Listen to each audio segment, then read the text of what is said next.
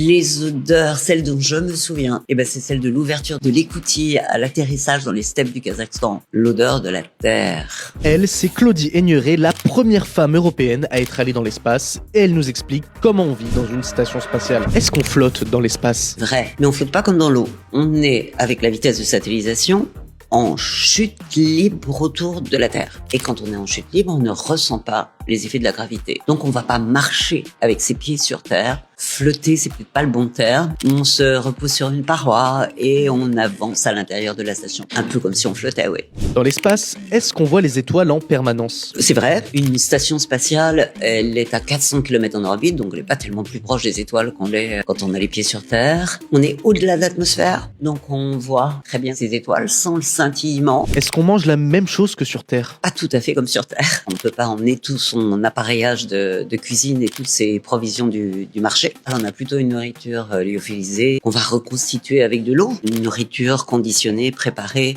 de façon à ce que les petits inconvénients de la microgravité ne soient pas trop gênants. Les miettes qui vont aller flotter un peu partout, les bulles de sauce qui iraient s'éclater contre un mur de la station spatiale. Ça sent bon dans une station spatiale? Une station spatiale, c'est un endroit où il y a une atmosphère recyclée, épurée, en permanence. J'ai pas souvenir de mauvaises odeurs, j'ai souvenir d'odeurs que j'associe peut-être à la technologie ambiante. Celle dont je me souviens, c'est celle de l'ouverture de l'écoutille à l'atterrissage dans les steppes du Kazakhstan. L'odeur de la terre. Est-ce que le corps change dans l'espace? Oui, c'est vrai. On va, au début du vol, perdre des références qu'on appelle cognitives. Et puis, en flottant, on va perdre du muscle parce qu'on sera moins stimulé. Donc, il faut faire de l'exercice physique à bord pour redevenir des terriens, puisqu'on n'est pas là pour partir, pour fuir et ne jamais revenir. Le retour sur Terre est-il plus difficile que le départ? Vrai, on est un petit peu impuissant à contrôler la situation pendant quelques moments du vol.